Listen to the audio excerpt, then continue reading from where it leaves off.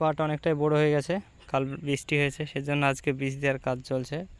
সব ঘাস মরবে না বিষে, যেগুলো ছোট ছোট সব বিরকিনি সাওয়া যে সব ঘাসগুলো আছে ওগুলো হবে না, মরে যাবে, তো একটু হালকা হবে।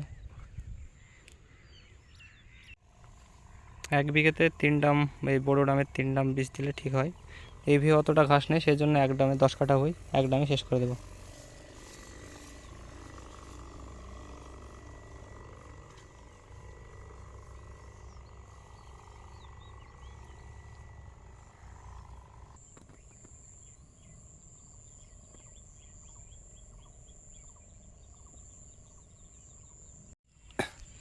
বীজ দেওয়া যেমন তেমন, বীজ দিতে গেলে এই যে পানির ড্রাম 16 লিটার করে পানি বয়ে নিয়ে আসতে হবে অনেক দূর থেকে, প্রায় 1 কিলোমিটার, মানে আপ ডাউনের 2 কিলোমিটার এইরকম হবে।